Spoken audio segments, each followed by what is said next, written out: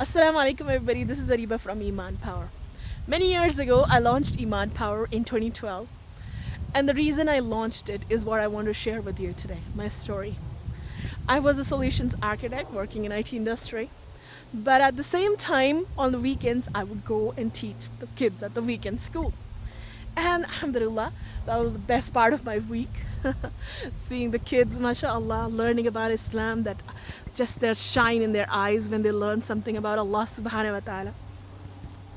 But slowly I was seeing an injustice that we were doing to children there.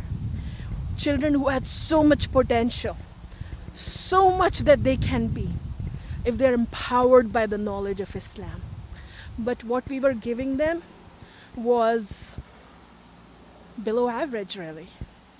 Most of the teachers, which is the same pretty much, all across the world with Sunday schools, except, few, is that we would come there for Sunday and, that's our volunteer thing. And then everybody else everybody goes back to their day jobs, whatever they might be. And that's all the kids get. That's Sunday pretty much, and a little bit of prep before it.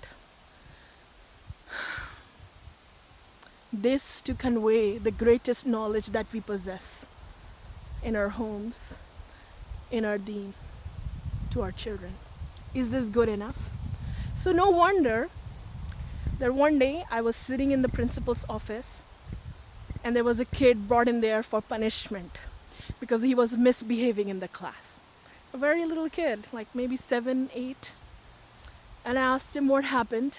Why were you misbehaving? And he like, the Quran is boring. The Quran is boring. A little kid. Is it his fault that he is saying Quran is boring? I don't think so. It's not his fault. This is our fault. That this is the way thousands of children around the world are studying the Quran, the book of Allah subhanahu wa ta'ala. That they find this book boring. The greatest book of all time. The book of Allah subhanahu wa ta'ala. The word of Allah. They find that boring. That's not that little 7-year-old's fault for which he was being punished. This is our fault. But that day was really significant in my life. And then other things happened, so on. I was doing projects with children, work with children, and I was saying, wow, they have mind-blowing potential. Like, what are we doing with them? They are not running away from learning. They want to do more. They want to learn more. They have the desire. I could see that there was a shortcoming in us. We need to raise the standard of education we are giving them. Expect more. We expect so little from them. You just learn the 5 pillars. That's it. Just learn to recite. You will not be able to understand the Quran yet. Just learn it. We have taken the easy way because often we didn't want to put in the hard work.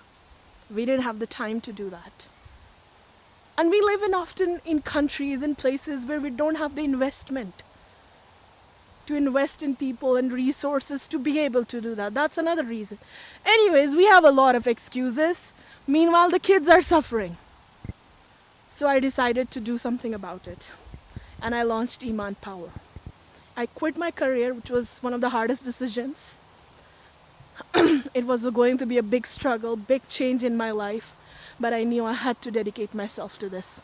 I could see the talent and the skill in me to teach children, to simplify those complicated messages that can be very difficult for kids to understand, but simplify it, use examples, use stories, and convey it to them that they not only understand, they can apply it in their life. So I said, I have to use this gift. I have to use my gift to help these children. This is going to be everlasting. than the work I was doing previously, which was very short term, just for the dunya. And so I invested myself in this, and I launched Iman Power so I can dedicate more of my time, my energy, my money, my resources into building these programs, this education, raising the standard of Islamic education for children. Alhamdulillah, it's been almost a decade now. It's been 9 years. And we have done incredible work. Absolutely mind-blowing work. And I have seen transformational changes in not just one, not just 10, hundreds of children all over the world. Alhamdulillah Rabbil Alameen. Maybe one of your students, one of your children was one of my students, and you saw that change in them. Alhamdulillah. From, not just that in their character, from the message of the Quran, to the Sunnah of Prophet Muhammad SAW, going out and giving dawah to people, applying the Sunnahs in their life, waking up for Fajr, to building water wells in Somalia, Bangladesh, Cambodia. Incredible work we have seen, Alhamdulillah. There is so much potential in our children.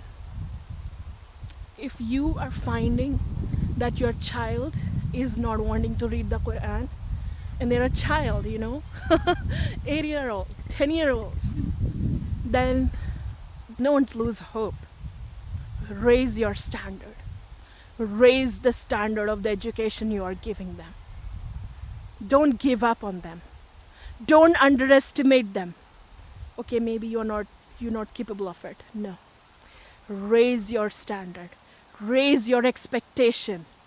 Maybe that child is really smart and he knows he needs more. And I hope you join me in this mission.